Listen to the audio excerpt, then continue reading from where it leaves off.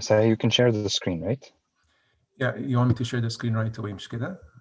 If you're ready, طيب اوكي.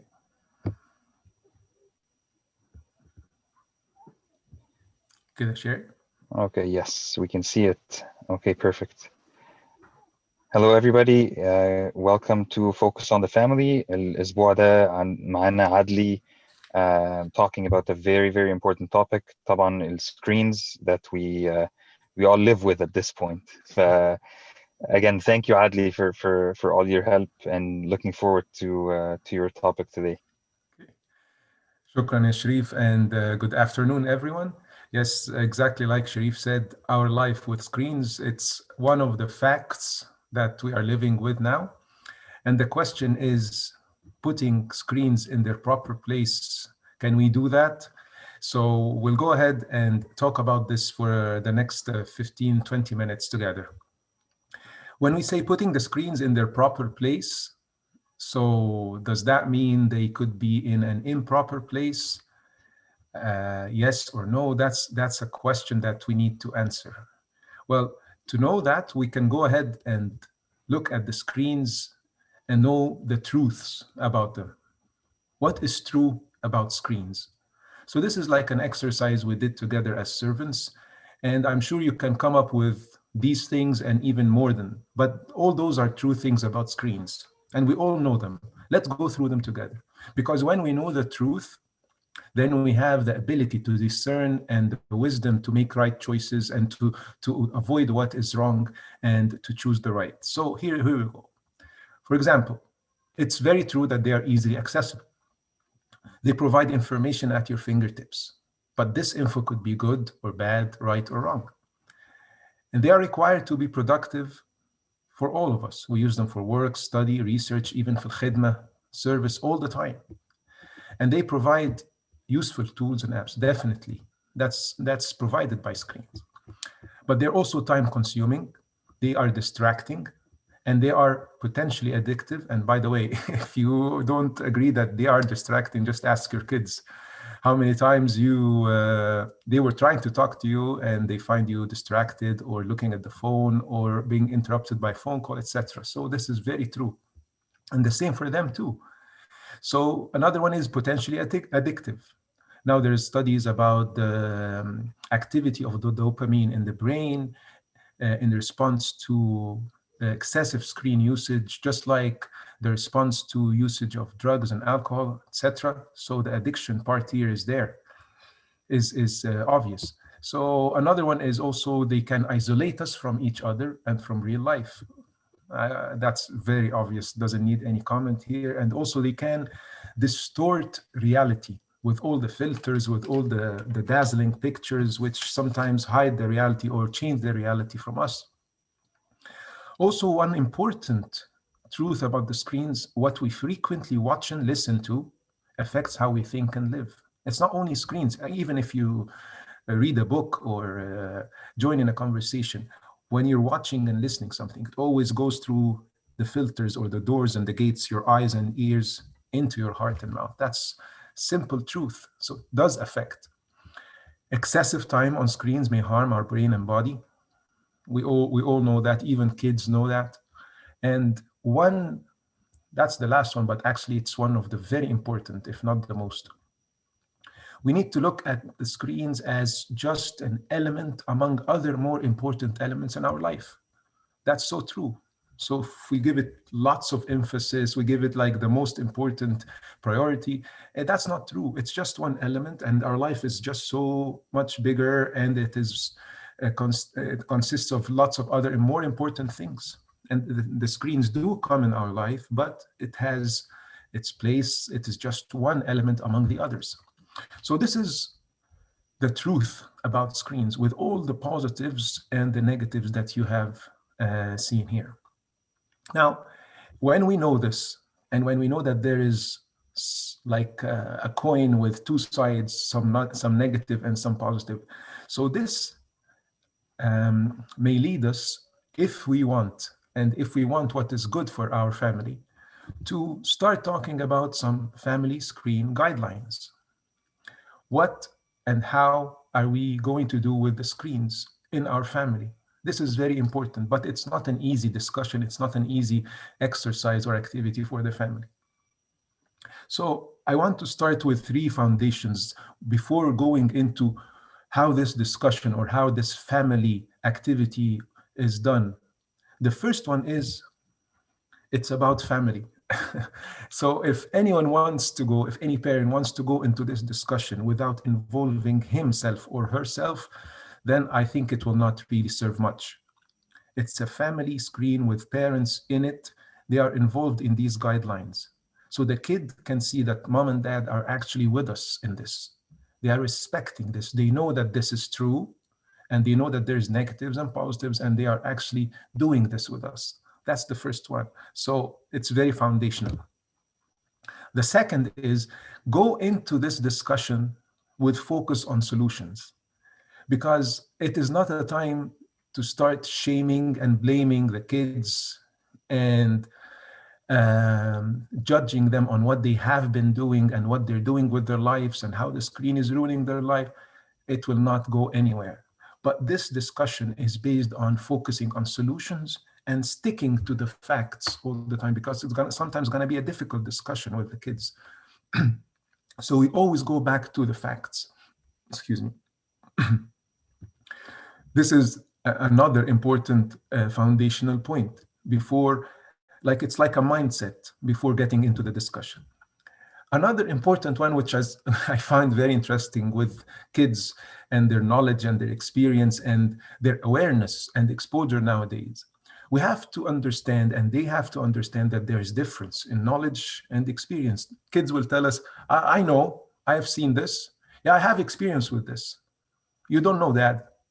Yeah, they might know some things that we don't know, but the knowledge and experience, there's a big gap. There's a big difference between what we know, what we want for them, and what they're still knowing and getting to experience in their life. So we have to maintain this in our minds and help them understand this. One of the ways to do that is to explain something like these devices or equipments. If you give the kids these equipments at home and tell them, you know what, here's a vacuum cleaner, even 12 or 13 years old, if they don't regularly do that, then this is going to be totally new to them. I want you to lift this container here and look for the filter and put it back in its right place after cleaning it. Well, I don't know. I never did this before. Yeah, that's true. And it's not something wrong. It's just because you don't have the experience. You never used it before. Now, when dad comes, he will open this from here and he will get the filter out and he will clean it because he knows he has the experience. Now, you may go and use this all the time and see that it is working, and you see the noise coming out. See, it's working. That no, but after some time, this will get ruined because we didn't maintain it properly. Because we know as parents, and I'm the one who used it, and I know that we need to maintain it that way, and so on. The same for the food processor. Do you know where to put the knife, where to put this container, how to twist it so it locks in? If you give it to a kid, I don't think that he will go far. And then it's, I don't know, I didn't do it before. Well, that's totally fine, and it's normal because you're still knowing and your mind is still young, you're still knowing things and you're still experiencing them. So we are here to teach you, we are here to tell you what is right, what is wrong, how to do these things. So the understanding of knowledge and experience difference between us and them needs to be well established, because we will need this in the discussion. So let me say this again. We have focus on the family. We are in this together. We're focusing on solutions, and we are pointing out the knowledge and experience part. It's very important. Now, when we go in the discussion, as I said, it is a family discussion. So it needs to be led by a parent, and he or she asks the questions. Let the kid be involved by responding. Give them a place to be heard. This is the whole essence and the idea of it. The first question is, we just said it, but we ask it to them. What is true about the screens? And you will be shocked that kids will come up with all those, if not even more, with all those true facts about screens. They will tell us, Daddy, it hurts your eyes. It can harm your brain. There's nice things and bad things on them. And they, based on their age, they will be able to tell you. That's great. We encourage this. I'm glad that you know this. That's so true. We can write them down. Okay, guys. Now, since we know that these are the truths about screens, you see here, these are the bad things, these are the good things. How can we, as a family, put some guidelines for us in order to always get the benefit and the positive and avoid the negative and the bad things? Let us discuss this together. So you will get into a discussion, and I'm going to put some questions that can lead this discussion for you. Of course, every family dynamic and every connection in the family is different, but here are some like major guidelines.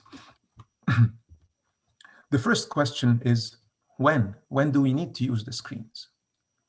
When are we not going to use the screens? Before school in the morning? After school? On holidays, on weekends? What time of day? It is the question of when. And then the kids will answer and you can answer.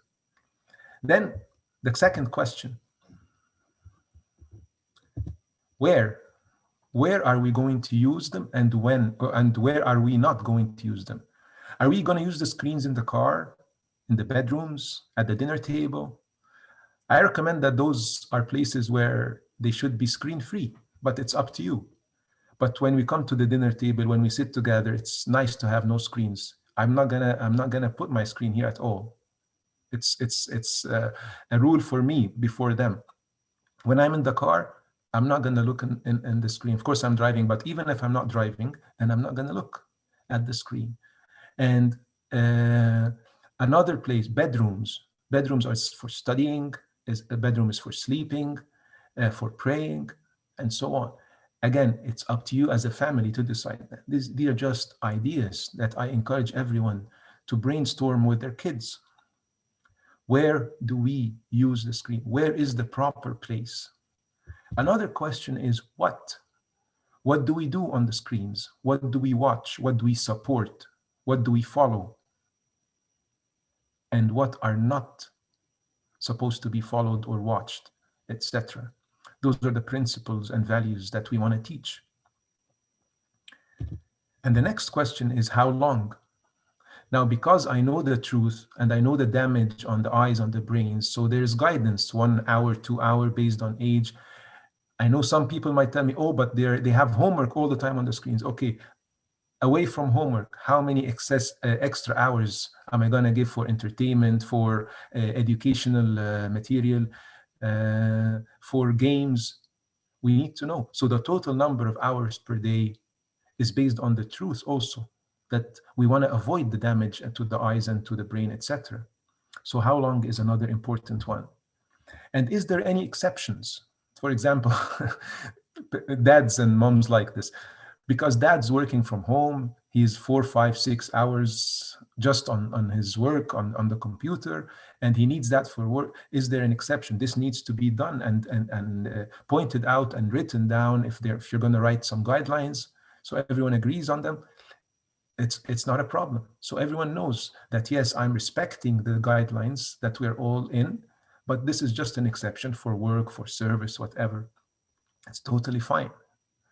So these are just main points that we can go through together as a family, but with the spirit and the mindset that I discussed before. It's very important. We're focusing on solutions. We are here to provide the knowledge and the experience that maybe you don't know yet. So please, we need your attention and your obedience, because as you saw, you didn't know how to do this machine or this equipment. You're still learning. And of course, the idea of the family. Those are the 3 mindsets and spirits that we go in this discussion with. Now, if I want to check healthy screen usage in the family, or for myself or for the kids, again, this is a question that I can ask. So we established guidelines together. After a long discussion, it could take 1 day, 2 days, a couple of hours on several days. So whatever is the dynamics of this discussion, and it's not going to be an easy one, as I said, but we can also go ahead after that and check the healthy screen usage by asking some questions. And the question is, what can I ask myself in order to tell me if I'm using the screen in a healthy manner or not? So a question like, am I able to stay for long hours with no screens without feeling irritable?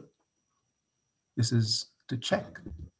Am I using the screen mostly for a purpose or a duty, or am I using it aimlessly? Just scrolling YouTube, Instagram, up and down, up and down. Am I able to control my time on screens with ease, or I find it difficult to do so? Another important question is, do I usually use the screen as the solution for boredom or getting me into a better mood? Now that's very common. And of course, the big national anthem of the kids, I am bored, I am bored. We listen to it all the time. So what do you want to do when you're bored? What's non-screen activity that you can do when you're bored? Let's have a list. This is some guiding point that can tell us if the kid, or any of us has healthy screen usage or not. Do I find myself not as much interested in real life activities like sports, outing, piano activity, family gathering, whatever? I'm not interested in that as I am in screen time.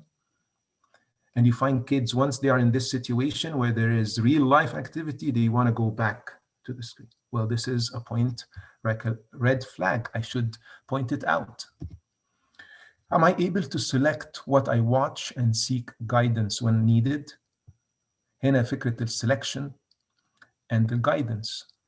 Well, I know you don't need to tell me. You actually don't know what I'm doing because you don't understand. We find sometimes kids can say these things like that. And another important question is, does my screen get in the way of my daily routine and life? Very important one. Last one is, am I able to give access to my device to any family members at any time? This is a question of accountability. And there is lots of accountability softwares now where everyone can have this software on his phone or on his device. And it allows all the family members to check at the end of the day or at the end of the week, what was the activity on this screen? Because I'm using it in a very healthy and responsible manner and appropriately. So again, this is a question that can be asked. If any of those questions raise a red flag, then we need to discuss, because our intention is as a family to focus on solutions that give us the benefit of the screen, using it as a tool and avoiding any harm and negative points that come from it. Okay, another point in the family screen guidelines is our biblical root. And I want to put this, we all know it, but just let us remind each other with it. In 1 Corinthians 10:23, it says, all things are lawful, but not all things are helpful. All things are lawful, but not all things build up or edify.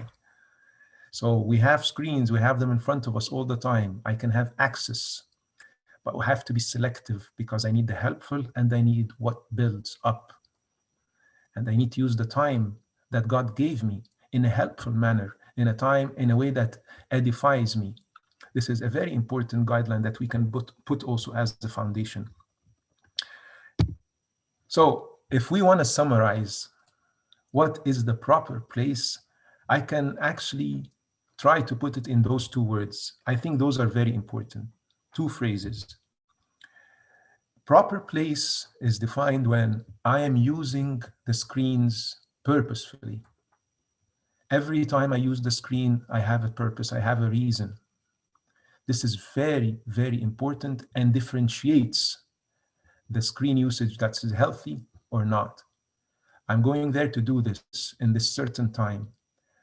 Even if it's entertainment, I'm going to play for some time. I'm going to chat with my friends. Yes, I can do that, but I know that I'm going for this purpose. That's a very important indication, to say that this is the proper place for it in our life or not. Another one, which is even more important in my opinion, is does it interfere with my spiritual journey? The whole picture of life, us going on this spiritual journey to heaven while we're living here on earth. Does the screen come in my life to interrupt this journey? Does it distort my identity and distort my aim and goal? Very important question. If it does, then we need to revisit this. And finally, I would like to leave everyone with this quote. I put this in front of me and I like to remind myself every time with it. Screens are here to serve me as I worship God and serve others. I'm not created to get isolated from others and worship my screens. So I believe we can and we should have this discussion as a family. And I know and I acknowledge that it is not an easy one, but if we want the benefit of our family and to use the screen in their proper place, I really recommend we should go ahead and give this a try. And by that, I come to the end of the presentation, and I thank you everyone, wishing you all safety and protection in these tough times. Thank you. Thank you so much, Adli. Thank you for this very, very helpful reminder and very important topics to discern, especially the screens and how they're involved in our life. So thank you so much for this, Adli. You're welcome, Sharif. Thank you again. Thank you. Have a great weekend, everyone, and we'll see you next time. God bless.